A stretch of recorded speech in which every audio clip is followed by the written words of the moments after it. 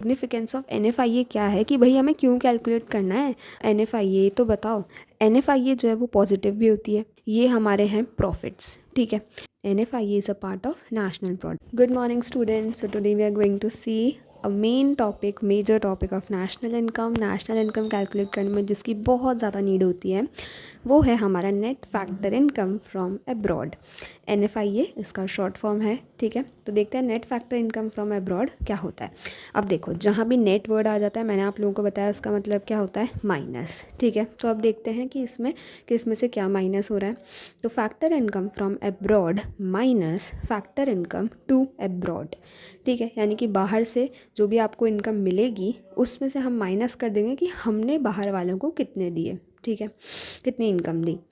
अब factor income जो है फ्रॉम अब्रॉड कौन रिसीव करेंगे, रिसीव्ड और earned from the rest of the world, ठीक है। कौन रिसीव करेंगे, और normal residents of a country, ठीक है। फैक्टर इनकम जो है वो हमें कहाँ से रिसीव होएगी या फिर अर्न होएगी, हमने उनके बदले में सर्विसेज दी होगी रेस्ट ऑफ द वर्ल्ड को, ठीक है, फॉरेन वर्ल्ड को। तो इसीलिए उन लोगों ने हमें क्या दिया है, फैक्टर इनकम दी है, ठीक है। तो वो हम काउंट करेंगे, किसको दिया है फैक्टर इनकम, हमारे नॉर्मल रेजिडेंट्स को। तो आप ऐसा मान लीजिए कि इंडिया के जितने भी नॉर्मल रेजिडेंट्स हैं उनको फैक्टर इनकम के तौर पे जितनी भी इनकम रिसीव हुई है minus payments paid to the rest of the world, यानी कि हमने डोमेस्टिक टेरिटरी ने, डोमेस्टिक कंट्री ने बाहर वालों को कितने पैसे दिए फैक्टर सर्विसेज के रूप में, and normal residents of other countries को कितने दिए, ठीक है। यानी कि नॉन रेजिडेंट्स हम बोल सकते हैं, राइट। तो इसका मतलब क्या हो गया कि इंडिया में जो नॉर्मल रेजिडेंट्स हैं उनको जितनी इनकम मिली माइनस इंडिया ने जो बाकी के अदर नॉन रेजिडेंट लोगों को, यानी बाहर की कंट्रीज़ के नॉर्मल रेजिडेंट्स को जितना भी इनकम दिया एज अ फैक्टर इनकम, वो हम माइनस करेंगे। तो हमारी क्या आ जाएगी, net factor income from abroad, okay. तो अब हम देखते हैं कि सिग्निफिकेंस ऑफ NFIA क्या है कि भाई हमें क्यों कैलकुलेट करना है NFIA, तो बताओ। तो देखते हैं, NFIA हम इसलिए कैलकुलेट करते हैं कि ये जो है ना नेशनल इनकम कैलकुलेट करने में बड़ी मदद करता है। नेशनल इनकम हम कैसे कैलकुलेट करेंगे, तो देखो डोमेस्टिक इनकम हमें दी हुई होगी, ठीक है। तो डोमेस्टिक इनकम में से, डोमेस्टिक इनकम में हम क्या ऐड कर देंगे, फैक्टर इनकम फ्रॉम अब्रॉड, और क्या माइनस कर देंगे, फैक्टर इनकम टू अब्रॉड, यानी हमने कितनी दी, ठीक है। अब जनरली क्या होता है कि फैक्टर इनकम फ्रॉम अब्रॉड, इसको हम net factor income from abroad क्यों बोलते हैं, क्योंकि जनरली हमें ज़्यादा मिलता है, ठीक है, हम कम दे पाते हैं। क्यों, क्योंकि जो इंडिया के रुपीज़ की वैल्यू तो कम है और बाहर के डॉलर की वैल्यू ज़्यादा है ना, इसीलिए, ओके। तो इसलिए इसको net factor income from abroad बोला जाता है। तो अब factor income from abroad minus factor income to abroad, इन्हीं को हम मिला करके क्या बोलते हैं, net factor income from abroad, ठीक है, NFIA। तो बस डोमेस्टिक इनकम में अगर हम ऐड कर देंगे NFIA तो हमारी क्या आ जाएगी, नेशनल इनकम। तो बस हमारे क्वेश्चंस बहुत आसानी से सॉल्व हो जाएंगे, ओके। चलिए, और अगर आपको नेशनल इनकम दी हुई हो और डोमेस्टिक इनकम निकालनी हो तो क्या करेंगे, माइनस कर देंगे। नेशनल इनकम में से net factor income from abroad को माइनस कर देंगे तो क्या आ जाएगा, डोमेस्टिक इनकम, ओके। चलिए, अब देखिए, NFIA जो है वो पॉजिटिव भी होती है, NFIA जो है वो नेगेटिव भी होती है, और NFIA ज़ीरो भी होती है। अब देखते हैं कब कब क्या होता है। तो इनकम अर्नड फ्रॉम अब्रॉड अगर ज़्यादा होगी, ठीक है, ज़्यादा होगी, इनकम पेड टू अब्रॉड, तो क्या हो जाएगा, नेट फैक्टर इनकम पॉजिटिव हो जाएगी, ठीक है। यानी हमें ज़्यादा मिल रही है इनकम तो इसीलिए पॉजिटिव होगा हमारे लिए, हमें पेमेंट जो है वो थोड़ा सा कम करना पड़ रहा है तो पॉजिटिव होगा। चलिए, दूसरा है नेगेटिव कब होगा, जब इनकम अर्नड फ्रॉम अब्रॉड वो कम है और ज़्यादा क्या है, इनकम पेड टू अब्रॉड, ठीक है। ये इनकम पेड हमने ज़्यादा कर दी, ठीक है। आप ऐसा समझ सकते हैं कि इनकम आपने दी है 100 और हमें कितनी मिली है 50, तो ये तो हमारा घाटा हो गया, 50 रुपये कम मिल रहे हैं हमको, तो इसीलिए ये नेगेटिव हो जाएगा, ठीक है। 50 माइनस 100 करेंगे, 50 माइनस 100 करेंगे तो कितना आ जाएगा, -50, तो इसीलिए ये नेगेटिव हो जाएगा, ओके। यहाँ पे आप पॉजिटिव एग्जांपल ऐसे ले लो कि हमें जैसे इनकम अर्न फ्रॉम अब्रॉड मिली है 80, ठीक है, and income paid to abroad है हमारी 60, तो अब 80 माइनस 60 करेंगे तो हमारी नेट फैक्टर इनकम कितनी आ जाएगी, 20, 80 माइनस 60 20, ठीक है। तो यहाँ पे हमारी नेट फैक्टर इनकम क्या हो जाएगी, पॉजिटिव, ठीक है। अब ज़ीरो कब होगी, जब income earned from abroad is equals to payments made to abroad, यानी इक्वल है, ठीक है। तो नेट फैक्टर इनकम कहाँ से, अब जैसे मान लो कि 10 हमें इनकम मिली फ्रॉम अब्रॉड और पेमेंट भी हमने 10 ही किया है, तो 10 = 10 हो गया, तो नेट फैक्टर, सॉरी यहाँ पे माइनस करेंगे, ओके। तो 10 - 10 कितना हो जाएगा, 0, ठीक है। यानी हमें बाहर से जितनी मिली हमने उतना ही पेमेंट कर दिया बाहर, तो बस नेट फैक्टर इनकम 0 आ जाएगी, ओके। ओके अब देखो, net factor income from abroad जो है ना, वो कैसे निकालते हैं हम, net compensation of employees plus net income from property and entrepreneurship plus net retained earnings, ठीक है। तो यानी कि ये क्या हुए हमारे 3 फैक्टर्स या फिर 3 components of net factor income from abroad, ठीक है। ये 3 चीज़ें अगर हम इनको ऐड करेंगे तो हमारी net factor income from abroad आ जाएगी, ठीक है। तो देखते हैं ये तीनों चीज़ें हैं क्या भाई। तो फर्स्ट आता है net compensation of employees from abroad, ठीक है। तो इसमें किसमें से किसको माइनस करेंगे, income received by resident workers living abroad, यानी कि रेजिडेंट वर्कर्स, यानी कि इंडिया का एग्जांपल लेते हैं या फिर डोमेस्टिक टेरिटरी आप बोल सकते हैं कि डोमेस्टिक टेरिटरी के जो भी रेजिडेंट वर्कर्स हैं यानी नॉर्मल रेजिडेंट वर्कर्स हैं, वो कहाँ जा कर के रह रहे हैं, अब्रॉड में रह रहे हैं, ठीक है, क्लियर। अब उनको जो इनकम मिली, यानी कि जैसे आपका कोई घर में भाई बहन है, वो बाहर जाके फॉरेन में जा कर के वर्क कर रहे हैं, तो उनको कितनी इनकम मिली, उसमें से क्या माइनस कर देंगे, payments made to non resident workers staying within domestic territory of a country.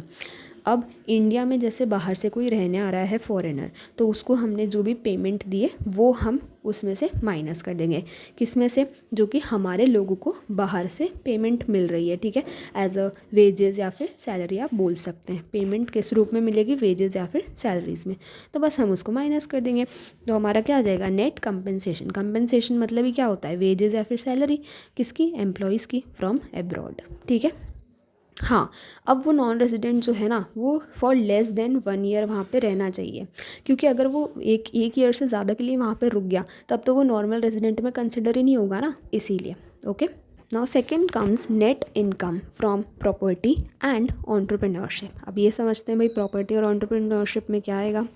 तो देखो, income from property and entrepreneurship received by residents of the country, यानी कि इंडिया के लोगों को जो भी इनकम मिली हो प्रॉपर्टी से। अब प्रॉपर्टी मतलब जैसे मान लो कि फॉरेन में मेरी कोई प्रॉपर्टी है, ठीक है, तो उसकी मुझे कितना रेंट मिल रहा है वो हम इनकम फ्रॉम प्रॉपर्टी में काउंट करेंगे, ठीक है। एंटरप्रेन्योरशिप यानी कि मैंने जो है या फिर टाटा अंबानी इन सब ने क्या किया, रिलायंस जियो ने बाहर की फॉरेन में जो है अपने कंपनी जो है इस्टेब्लिश करी है, ठीक है, अपना नया स्टार्टअप शुरू किया। अब उनकी जितनी इनकम हुई वो किस में आएगी, इनकम फ्रॉम एंटरप्रेन्योरशिप में, ओके। अब वो किसको मिली है, रेजिडेंट्स को ही तो मिली है, हमारे लोगों को ही तो मिली है, ठीक है, डोमेस्टिक कंट्री के नॉर्मल रेजिडेंट्स को मिली है, ओके। अब इसमें से क्या माइनस करना है, वही उल्टा कर दो इसका, payments of property and entrepreneurship made to non residents, यानी कि अब बाहर से जो लोग इंडिया में आए उन्होंने अपनी कंपनी इस्टेब्लिश करी, ठीक है, या फिर उनका यहाँ पे कोई लैंड है जिसकी रेंट उनको मिल रही हो, तो वो हम माइनस कर देंगे। तो हमारा क्या आ जाएगा, net income from property and entrepreneurship. अब यहाँ पे पेमेंट्स किस रूप में होंगे, रेंट, ठीक है, प्रॉपर्टी का क्या होता है, रेंट ही होता है। इंटरेस्ट एंड डिविडेंड ये किसके हो जाएंगे, दोनों एंटरप्रेन्योरशिप के, यानी कि किसी एंटरप्राइज के या फिर कंपनी के, स्टार्टअप के, ठीक है। यानी हमारी डोमेस्टिक कंट्री के नॉर्मल रेजिडेंट्स ने बाहर जा कर के जो भी प्रॉपर्टी ली है या फिर कंपनी बिजनेस खोला है उसकी कितनी इनकम हुई, माइनस फॉरेनर्स ने यहाँ पे आकर के, यानी बाकी रेस्ट ऑफ द वर्ल्ड के नॉन रेजिडेंट्स हुए हमारे लिए, तो वो सब है ना, तो नॉन रेजिडेंट्स ने हमारी इंडिया में आकर के अपने जितने भी बिजनेस सेटअप किए या फिर प्रॉपर्टी ली, तो उन सब का रेंट, डिविडेंड एंड इंटरेस्ट, ठीक है, वो हम माइनस कर देंगे। नाउ थर्ड कंपोनेंट या फिर लास्ट कंपोनेंट आप बोल सकते हैं, ये है नेट रिटेन्ड अर्निंग्स, ठीक है। अब पहले जान लो कि रिटेन्ड अर्निंग्स क्या होती है। Part of profits which is kept as reserve after paying the corporate tax and dividends, यानी कि ये हमारे हैं प्रॉफिट्स, ठीक है। इसमें से हमने एक पार्ट निकाल करके रिजर्व्स में रख दिया, ठीक है, लेकिन उसके पहले हमने इसमें से क्या कर दिया, डिविडेंड्स और टैक्स जो है माइनस कर दिया, ठीक है। बस यही होते हैं हमारे रिटेन्ड अर्निंग्स। अब देखते हैं नेट रिटेन्ड अर्निंग्स मतलब क्या हुआ कि retained earnings of resident companies located abroad. अब यानी कि रेजिडेंट कंपनीज़ यानी कि हमारे इंडिया की कंपनीज़ बाहर जो लोकेटेड है उन्होंने कितनी रिटेन्ड अर्निंग्स अर्न करी, minus retained earnings of non resident companies located with in domestic territory of the country. यानी कि यहाँ पे रह करके फॉरेन कंपनीज़ ने हमारे इंडिया में रह करके कितनी रिटेन्ड अर्निंग्स अर्न करी है, ठीक है, उन दोनों को माइनस कर देंगे। अब एक लास्ट हम फटाफट से देख लेते हैं difference between net factor income from abroad and net exports, ठीक है, क्योंकि बहुत से बच्चों को कन्फ्यूजन होता है कि नेट एक्सपोर्ट्स मतलब भी क्या NFIA ही होता है, तो नहीं। NFIA हमने पढ़ा कि factor income from abroad minus factor income to abroad, ठीक है, ये किसका पार्ट है, नेशनल प्रोडक्ट का पार्ट है या फिर नेशनल इनकम का पार्ट है, ठीक है। इसमें it takes only factor services in account, सिर्फ फैक्टर सर्विसेज जिसके बदले में हमने कुछ ना कुछ सर्विस दी है या ली है वो ही हम काउंट करते हैं। लेकिन नेट एक्सपोर्ट्स में यानी कि एक्सपोर्ट्स माइनस इम्पोर्ट्स, बाहर हमने कितने गुड्स दिए माइनस बाहर से हमने कितने गुड्स इम्पोर्ट किए, ठीक है, फॉरेन इन्वेस्टमेंट की तरह हम इसको काउंट करते हैं and part of domestic product. So net exports is a part of domestic product और NFIA is a part of national product, ठीक है, या फिर national income and domestic income का पार्ट है net exports. It takes non factor services in account, ठीक है, ये नॉन फैक्टर सर्विसेज को भी इन्वॉल्व करता है, जैसे कि स्कॉलरशिप, रेमिटेंस, गिफ्ट्स वगैरह, ये भी हम किस में काउंट कर लेते हैं, डोमेस्टिक इनकम में या फिर नेट एक्सपोर्ट्स में। लेकिन यहाँ पे हम सिर्फ और सिर्फ फैक्टर सर्विसेज को ही अकाउंट में लेते हैं। Okay, thank you.